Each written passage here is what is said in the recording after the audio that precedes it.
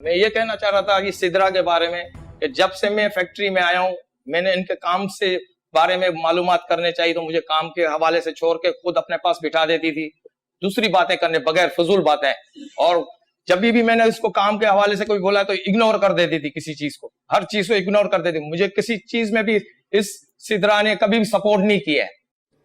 अच्छा, हाँ, यानी आपका कहने का मकसद ये है कि जब आप काम करना चाहते थे तो ये काम के बीच में दीवार बन जाती थी, दीवार बन जाती थी या कुछ और दूसरी आपको ट्रेनिंग नहीं देती थी कि इसका काम क्या करना है, क्या करना और है, आपको इस काम की कोई समझ हाँ, बूझ नहीं थी। हाँ, सूझबूझ मुझे नहीं थी। और दूसरा ये कि जितने भी वेंडर्स डूबती चली गई, हाँ, मगर आपके एसेट्स बढ़ते गए, और उसका क्या हाँ, हुआ? वेंडर्स जितने थे इनके साथ डीलिंग पूरी इनकी थी।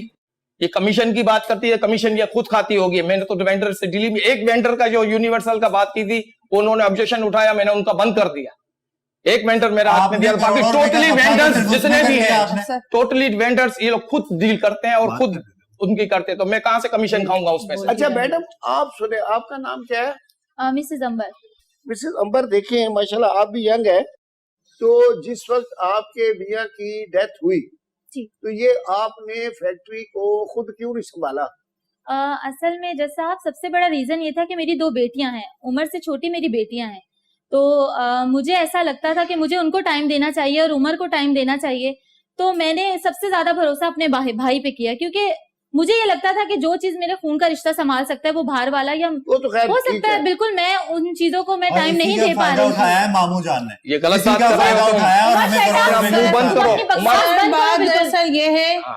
जो इनके हस्बैंड थे उन्होंने मुझे पहले ही कहा था, कहने लगे अल्लाह ना करे अगर मुझे जिंदगी में कुछ हो जाता है तो आप समझदार हो, पढ़ी लिखी हो। वो ये बात दरअसल आपको बोल के मिस गए थे वो? अंबर जो इतनी ज्यादा पढ़ी हुई नहीं थी, अच्छा, तो उन्होंने बोला कि आप जो है अल्लाह ना करे, मुझे क्यों, इंसान को किसी को पता नहीं होता मौत जिंदगी का कि कुछ हो जाए, तो उन्होंने कहा कि आप जो है मेरी बीवी का, मेरी फैक्ट्री, इन चीजों का साथ नहीं छोड़ना, आपको लेके चलना है। इसलिए वो हर कदम कदम पे मुझे बेटी बना के अपने साथ चलते थे, हर कदम हर बात वो मुझे बताते थे।